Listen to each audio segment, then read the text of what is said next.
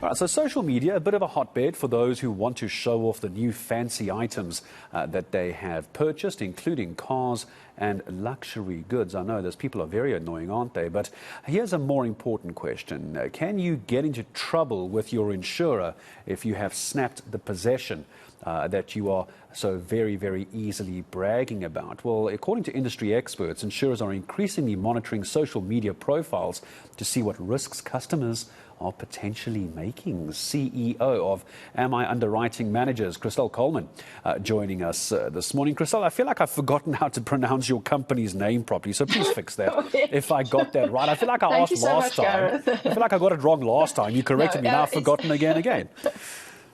Let me tell you, it's me Underwriting Managers. It's like friend, my friend, friendly insurer. So my friend.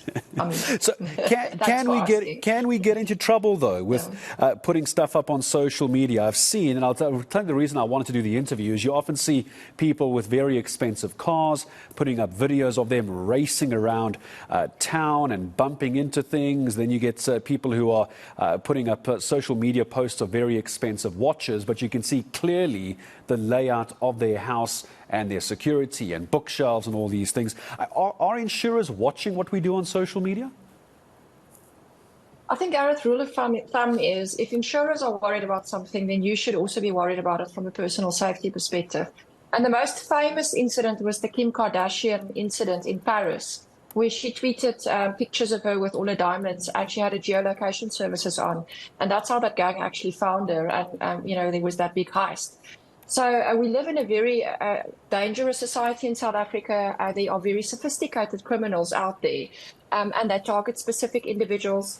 They look at their social media behavior, their lifestyles on social media, and because they check into places, big events or where they live, and their geolocation services are actually on, it is possible to find those individuals. So that's from a proactive risk management perspective, if I can call it that, is, don't tell the world where you are, what you own, and exactly what your situation is all about.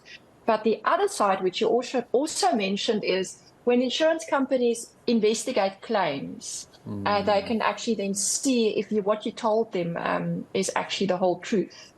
And that's something that people should be very aware of. Yeah, the whole truth and nothing but the truth, so help you God. So help me understand. So where are people getting caught out? I'm not asking this as a way to try and help those people on social media bypass their insurance. But what are some of the common mistakes that they make? Give me an idea. So we can give someone like a practical example of what not to do. I'll give you let me give you an exact example. So, in our line of business, we insure very expensive cars, and often there's nominated driver clauses on these policies where we say only certain people may drive these 3-4 million rand cars. And one specific incident was where the young son was specifically not allowed to drive the car.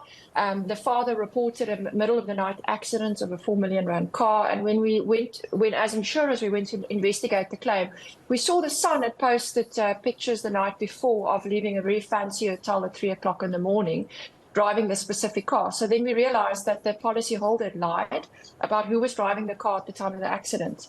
And it was actually the son, and he wrote the car off.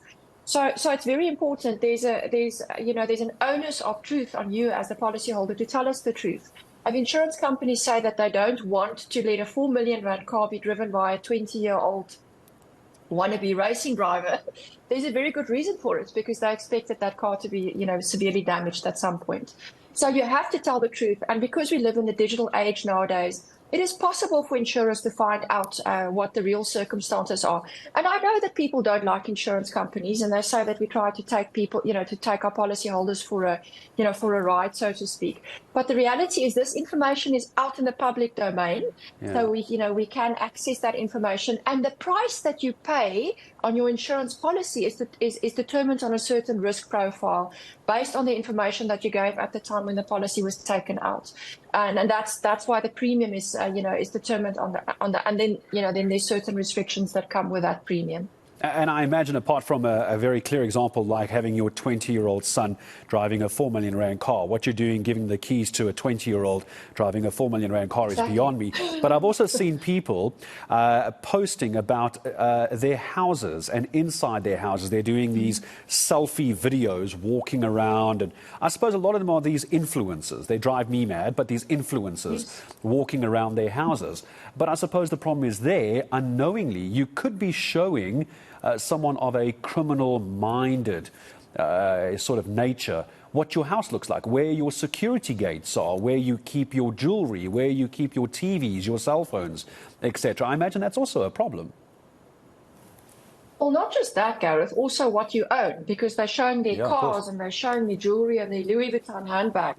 It really is something that you should be aware of if you're watching this, this interview this morning, because like I said at the beginning, if insurance companies are concerned about their claims increasing, you should be concerned about your personal safety exposures as a result of that. The other good example is people having, engagement parties and checking into a venue and tagging people. And so everyone knows exactly what's going on. The criminals as well know what's going on there. So it's very important that you are aware of these risks. The one is being proactive in managing your exposures in South Africa, what you own, where you live, where your security measures are, as you rightly pointed out. And the second part is to remember that anyone can see this. And when claims are being investigated, that information is taken into account.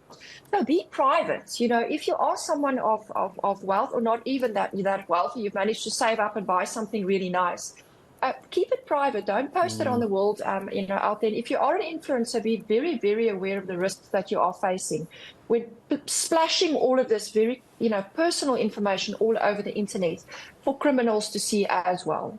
Yeah, maybe I'm just getting grumpy in my old age, but I also go with the notion of who cares? Who cares what you Some people care, Gareth. Some people care. That's why there's a whole industry out there. Yeah, I know. But hey, if you're going to splash it all over social media and it gets stolen, don't come crying to Christelle Coleman. She warned you. Don't do it.